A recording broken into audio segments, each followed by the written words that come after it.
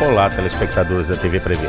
Estamos iniciando mais um programa IESB a Notícia e hoje a minha convidada é a professora Gina Sanches, que é supervisora de ensino aqui na Divisão Regional de Ensino de Bauru. Tudo bem, Gina?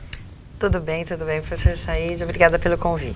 Eu trouxe a professora Gina aqui para conversar conosco sobre o programa Escola da Família. O programa Escola da Família é um programa que atende muitos universitários na cidade de Bauru e região, e a professora Gina vai discorrer aqui a respeito desse programa. Professora, como que funciona o programa Escola da Família? Escola da Família é um programa que desde 2003 acontece em todo o estado de São Paulo. Ele foi um programa bastante audacioso, porque ele não começou como um programa piloto em uma região. Ele foi implantado pelo governo Alckmin em 2003 por todo o estado. Então, na verdade, é uma oportunidade para que o nosso aluno possa cursar o ensino superior. Então, ele desenvolve, a partir do momento que recebe a bolsa, ele desenvolve atividades socioeducativas aos finais de semana na escola pública. Então, aqui na nossa região, professora, são várias escolas, né, pertencentes à divisão de ensino. Hoje é divisão ou delegacia? Qual é a denominação hoje? Na verdade, hoje diretoria de ensino. Diretoria de ensino, exato. Diretoria de ensino. Na nossa diretoria de ensino, quantas escolas estão sendo contempladas com o programa? A diretoria de ensino é composta por Bauru e mais 15 municípios. Então, somos 16 municípios, nós temos 39 escolas abertas aos finais de semana em nossa região. E que tipo de atividades os universitários, professor, eles realizam aos finais de semana nessas escolas? Na verdade, eles podem seguir dois caminhos. Ou eles vão aplicar os conhecimentos que eles recebem no ensino superior, e aí eles vão, tendo a teoria no seu curso, aplicá-las diretamente com a comunidade aos finais de semana, ou ele vai desenvolver oficinas que tenham por base as habilidades que ele tenha como pessoa. Então, ele tem essa disponibilidade, desde que sejam atividades que atendam e interessem a própria comunidade onde ele está ali servindo. E o Estado lhe proporciona os materiais ou equipamentos para que possam ser desenvolvidas essas oficinas? Sim, tem uma verba destinada ao programa Escola da Família, a verba é anual, e como os universitários estão à frente destas oficinas, eles, juntamente com o educador, que é um coordenador local, eles fazem essa listagem de materiais. E esse planejamento já é uma previsão para todo ano, inclusive para a padaria artesanal, que é uma oficina, é um curso que interessa muito à comunidade, atendendo o público de todas as idades. Então, quer dizer que também são programas de geração de renda também? Existe isso aos finais de semana? Sim, na verdade nós trabalhamos por isso. Então, nós temos atividades de esporte e do eixo cultura que dizem muito com o final de semana. Tem um perfil de atividade de final de semana, né? Muito próprio do lazer. Atividades do eixo saúde e o eixo que é a qualificação para o trabalho, onde a padaria artesanal se encaixa. Agora, numa determinada escola, Gina, podem estar ali presentes universitários de várias instituições de ensino. Então, também há uma integração entre esses universitários das mais variadas instituições. Ocorre isso? Sim, das variadas instituições e dos cursos diferentes também. Sim. Então, eles têm ali um grande aprendizado de vida, porque eles conhecem pessoas novas dentro do próprio grupo, eles têm aí um desenvolvimento desse aprendizado do trabalho em equipe, que hoje é necessário em qualquer setor, em qualquer área profissional, e eles também aprendem com o colega, dentro das atividades que vão sendo desenvolvidas. Muitas oficinas, inclusive, eles desenvolvem em dupla. Então, nós temos uma dupla formada por alunos de duas instituições diferentes e de cursos diferentes, que se unem os seus talentos para atender as pessoas daquela região. E aqui nessas 39 escolas que você mencionou, quantos universitários estão contemplados com a Bolsa? Bauru conta com 500 bolsas. Então, nós temos aí, falando na região toda, são 500 bolsas. Para o próximo mês, porque as inscrições são abertas todo início de mês, por 10 dias, nós vamos oferecer 36 vagas agora, o que vai também terá o número de 500 bolsas ocupadas. Então, é um número bastante grande e onde a diretoria de ensino tem uma responsabilidade que é da formação continuada desse universitário. Porque a partir do momento que ele deve desenvolver os seus trabalhos, deve desenvolver suas oficinas, ele também precisa ser continuamente capacitado para que tenha repertório no atendimento à sua comunidade. E, Eugina, como que vocês fazem a locação das escolas? É feito um estudo geográfico, setorial no caso aí, né? São comunidades mais carentes. Como que é feito isso? Na verdade, pela diretoria. A diretoria tem um trabalho grande. Nós, quando o programa iniciou, nós tínhamos todas as escolas públicas estaduais abertas, todas. Inclusive no mesmo bairro, 2, 3, 4 escolas abertas, e assim era o formato do programa. Final de 2006, no início de 2007, teve uma mudança de governo e esse governo achou por bem fazer uma avaliação de como estava o atendimento nessas escolas. E após essa avaliação, foi determinado que algumas escolas fossem fechadas. Então, nós tivemos ali de início, no ano de 2007, fechamento das escolas. Então, nós tínhamos aí 72 escolas, passamos a ter as 39 na nossa região. Nesse remanejamento, nós tivemos alguns bairros que ficaram sem o programa Escola da Família, o que foi bastante interessante, e aí já é um ganho para a população, para nós todos, é que as comunidades sentiram falta do programa. Inclusive, algumas escolas que tiveram o programa cessado, as atividades cessadas, nós tivemos um aumento do índice de depredação, de invasão, ou seja, eles sentiram falta daquele espaço. Justamente isso que eu ia perguntar, porque é até uma garantia, né, Gina, para a escola, ela está ocupada aos finais de semana. Isso mesmo, porque todas as escolas têm quadra. Muitas comunidades, muitos bairros não têm uma grande oferta de espaços de convivência. E a escola é um espaço público voltado à educação, e a educação é de forma abrangente. Então, é só imaginar jovens ou mesmo os pais de alunos que querem praticar um esporte, não tem um espaço no bairro, e o único espaço que tem é o espaço da escola pública que estava fechado. Então, a gente tinha jovens que pulavam o muro, enfim, encontravam um caminho para usar aquela quadra, aquele espaço. Então, começaram a sentir falta do programa. E não só da quadra, né? Porque a quadra é uma vertente, é uma atividade. Mas sentiram falta, as mães sentiram falta do artesanato, da pintura, da convivência, as crianças, da brinquedoteca, das atividades de recreação. Isso fez com que as comunidades, muitas delas, se mobilizassem, inclusive com a ajuda da Associação de Moradores, e fizessem um abaixo-assinado pedindo que fosse reaberto o programa, e nós tivemos algumas reaberturas do ano de 2007 para frente, algumas concessões de reabertura à comunidade. E, professora, qual foi o critério utilizado na escolha das escolas que deveriam cessar? A baixa frequência ou todas estavam com a frequência bem elevada? Eles fizeram um estudo, o próprio governo fez um estudo baseado na baixa frequência. Então, as menores frequências, foi entendido que esse público poderia se dirigir a uma outra escola mais próxima possível, né? Mas mesmo assim, nós tínhamos escolas com baixa frequência, porque era uma comunidade menor, e isso não desmerecia o espaço e a oportunidade que eles tinham de pleitear suas atividades, de pleitear aquele espaço, de conviver, enfim, de ter um crescimento aí de vida, de qualidade de vida. Esse é o grande objetivo do programa, melhoria de qualidade de vida. Mas falando em termos de Bauru, então significa que nos 4 cantos da cidade nós temos escolas abertas aos finais de semana para atender a comunidade. Nós temos sim, mas nós temos bairros que ainda não estão atendidos pela Escola da Família. Posso citar, por exemplo, a Vila Dutra.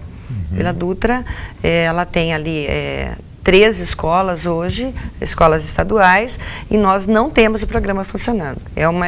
Uma delas receberá o programa ainda nesse primeiro semestre, nessa nova gestão do governo Alckmin.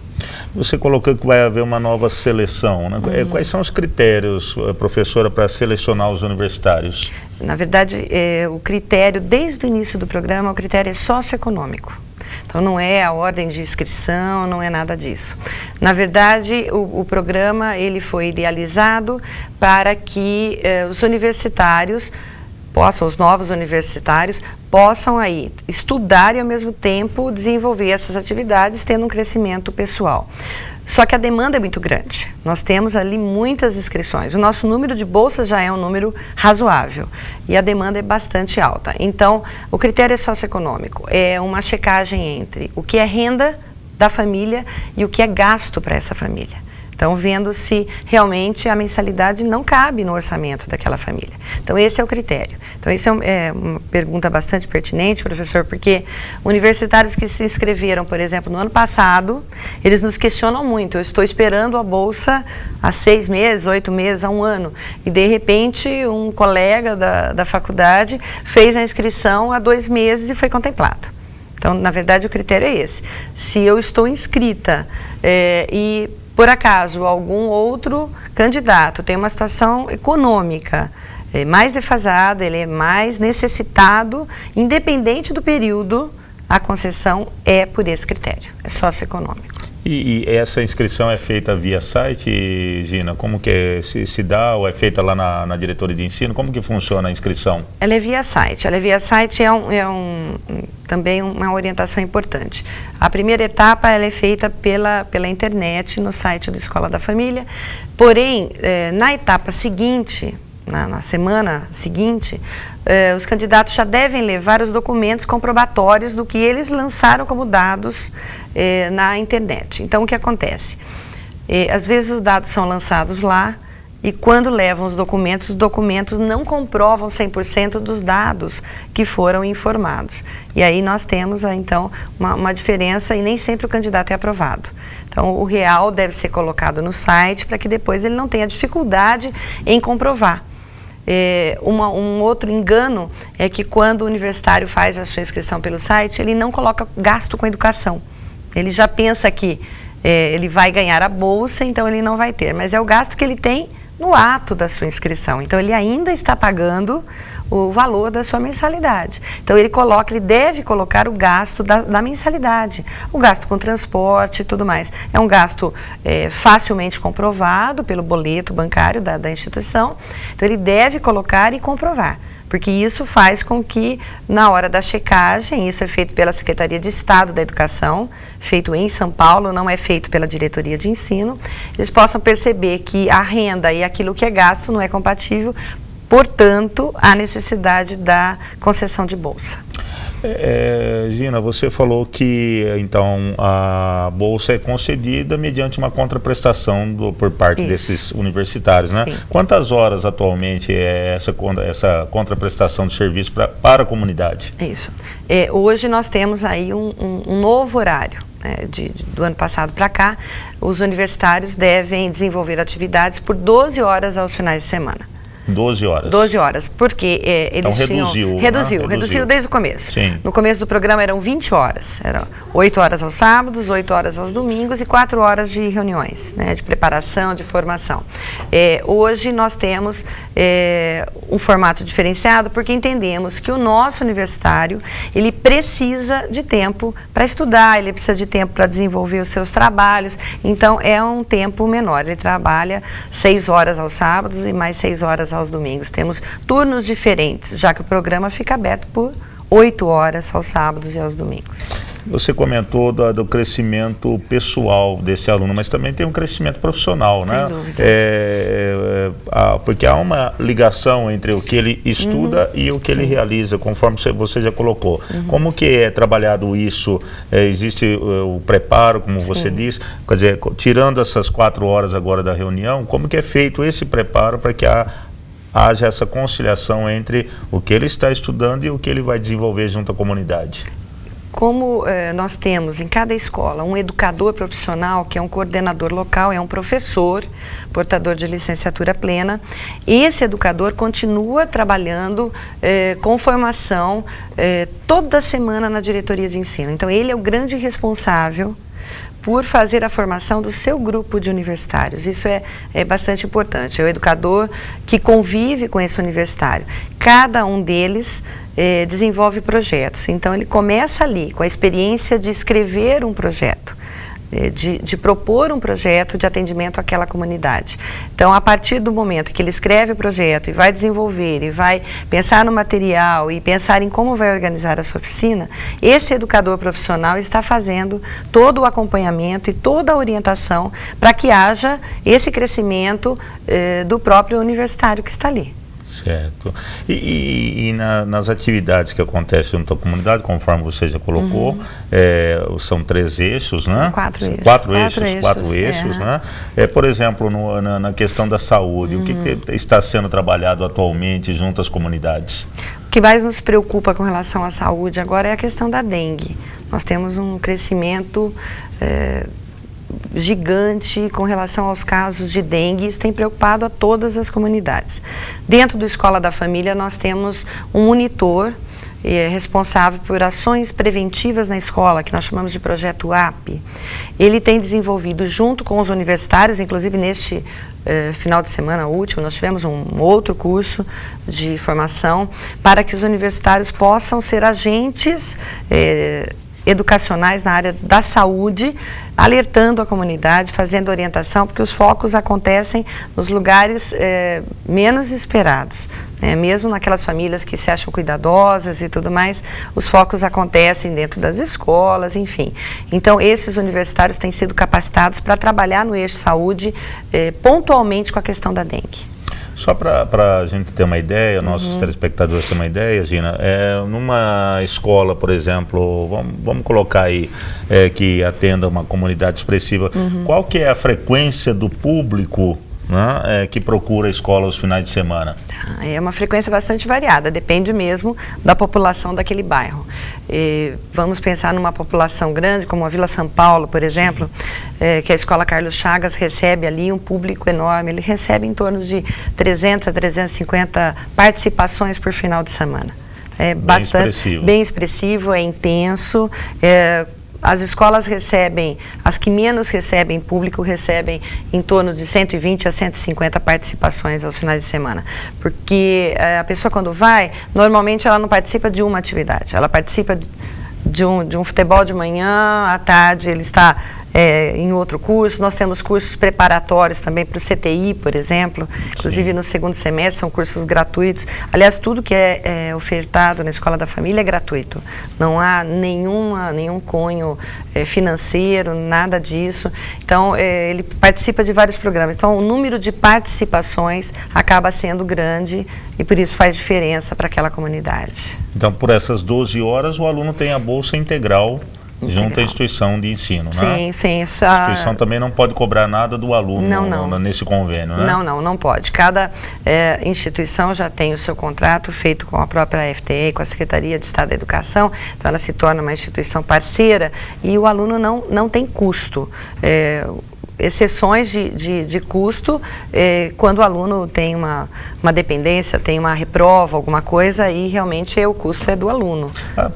Foi bom você tocar nesse assunto. Há uma cobrança nesse sentido também, Gina, em relação ao desempenho do aluno na instituição? Sim, tem uma cobrança, isso é feito. Nós temos um interlocutor em cada instituição de ensino superior, que deve ser responsável por acompanhar esses alunos e com a nossa participação também, e isso deve ser ainda mais focado a partir deste ano, porque nós percebemos que o aluno que participa com a gente como bolsista e tem também essa preocupação, olha, vamos diminuir a carga horária para que ele possa desenvolver os seus trabalhos, possa estudar com maior tranquilidade. Em contrapartida, nós esperamos que ele seja um aluno aplicado, para que ele possa ter mais qualidade ainda no que desempenha aos finais de semana. Até para fazer jus à bolsa de estudo, né? Porque trata-se de uma bolsa integral e é significativa, né? Significativa e viabiliza o estudo de muitos, Sim. que sem essa bolsa seria impossível o estudo.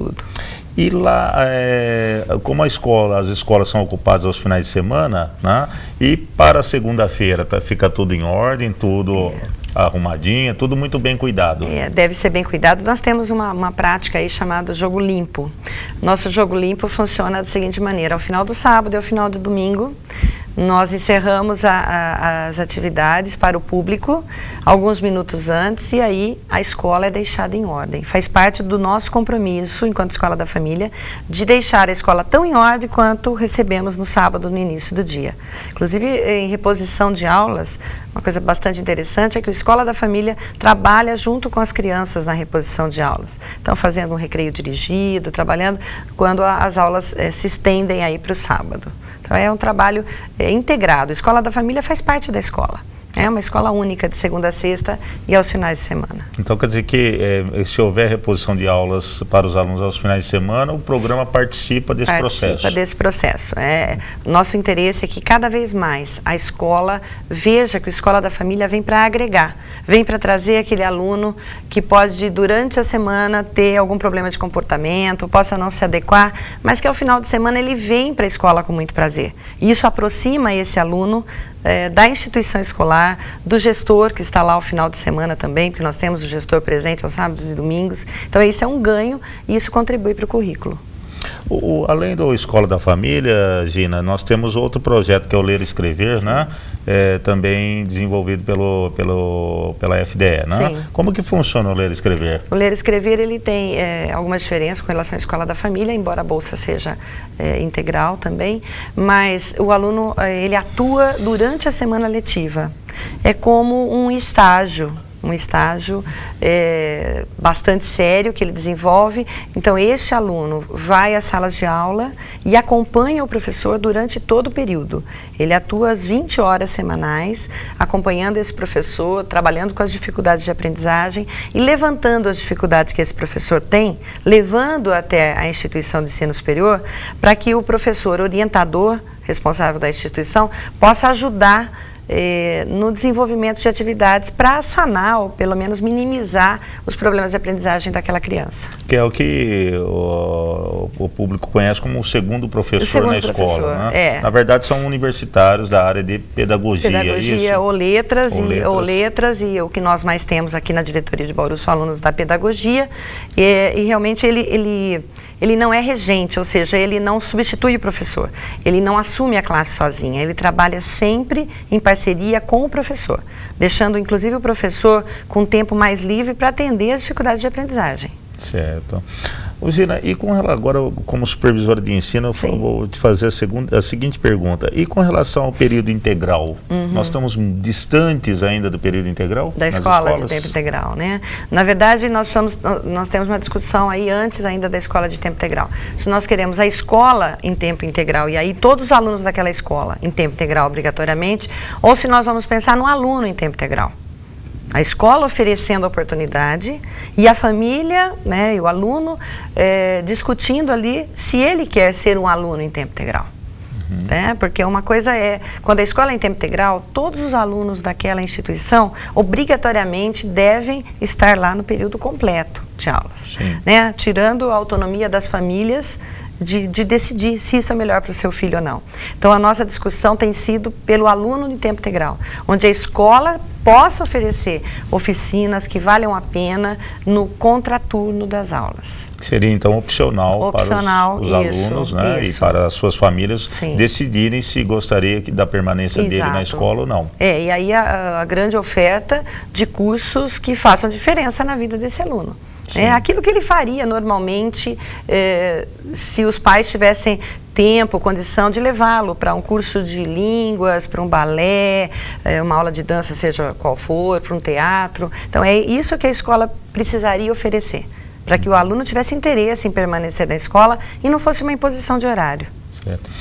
E outra questão, Gina, com essas novas ferramentas, tecnologia, de certo que nem todo mundo ainda tem o acesso, né? Mas à medida que vai se proliferando, os 200 dias letivos são necessários ou poderia haver a redução da carga? Porque nós aumentamos de 180 para 200 para acompanhar os países desenvolvidos, né?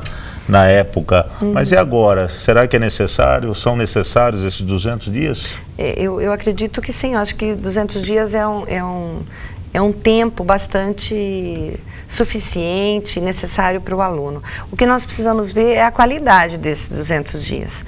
O que é desenvolvido, de que forma é desenvolvido. É impossível se pensar num aluno que fique na escola 200 dias letivos e no ano seguinte mais 200 dias letivos e ao final de um ciclo, no caso do Estado, com a progressão, ele não tem aprendido. Então, na verdade, a nossa discussão tem passado pela qualidade do trabalho. Cada vez mais se tem a qualidade de ensino, qualidade na aprendizagem, dizendo que a aprendizagem do aluno é o sentido da escola existir. Eu questiono muito a questão da distribuição dos 200 dias também, né? Em períodos semestrais. Eu acho muito longo, né? Muito cansativo para um aluno ficar 4 ou 5 meses, às vezes de forma contínua, estudando para depois ter apenas um mês de férias. Não chega um mês em julho, né? E às vezes em dezembro e janeiro se estende por 2 meses, quase 2 meses as férias. Poderia ser melhor distribuído. Na minha opinião, para poder ter um maior aproveitamento escolar.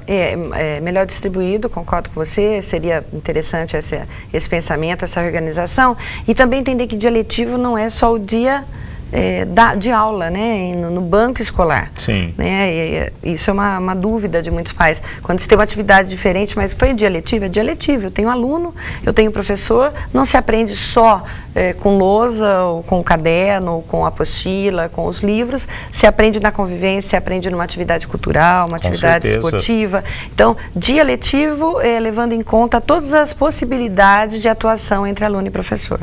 Quando fala em período integral, fica também essa questão, não, mas ele vai ficar lá manhã e tarde estudando? Não é propriamente isso. Ele vai ter uma interatividade através de cultura, de esporte, de lazer, né? Certo? Para justamente poder dar uma qualidade de formação também social para ele enquanto cidadão, né? E principalmente lembrando que nós temos agora alunos aos 6 anos de idade no ensino fundamental.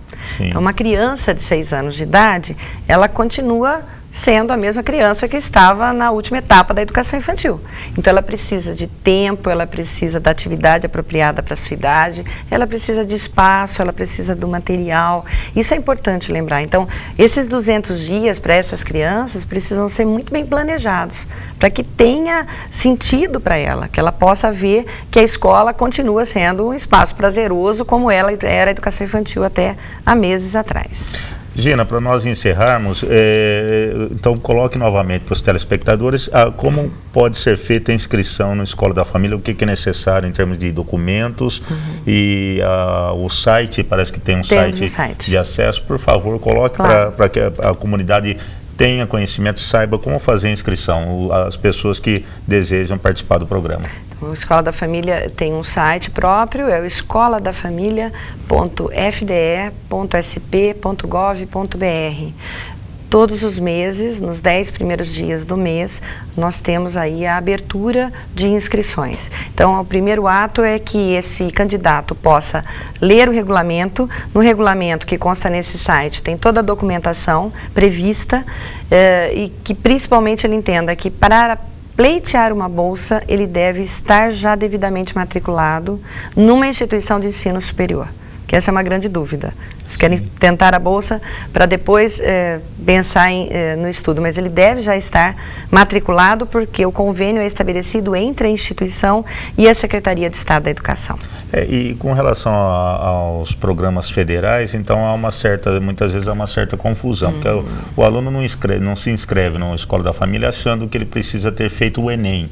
Não é o caso. Não o Enem é para o ProUni e para o FIES. Agora o FIES está exigindo que o aluno tenha feito a prova do Enem, mas o Escola da Família não. Não, Escola da Família não. Ele não está aliado ao Enem, ao Exame Nacional do Ensino Médio, mas ele está vinculado a essa matrícula já numa instituição parceira. Então, no próprio site há a listagem das faculdades, das instituições que são conveniadas com o programa, os cursos, e aí o número de bolsas varia em cada instituição e a própria instituição pode fornecer esse dado para o candidato. E reforçando então que o critério de escolha é o critério socioeconômico. Perfeito, né? Isso não é mesmo. por ordem de chegada, nada disso. Não é. Por ordem de inscrição. Também não é mesmo, é socioeconômico, e aí que ele seja o mais fiel possível na prestação dos seus dados, nas informações que irá prestar.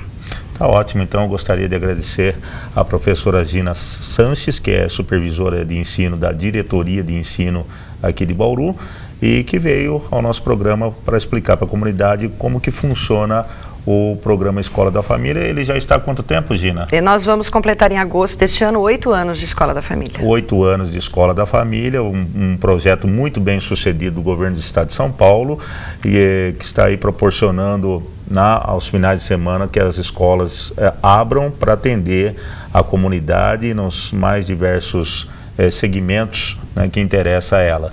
Então, muito obrigado, Gina. Obrigada a você, professor Said. Obrigada. E eu peço a você, telespectador, que continue assistindo a programação da TV Prevê. TV Prevê, o canal da educação.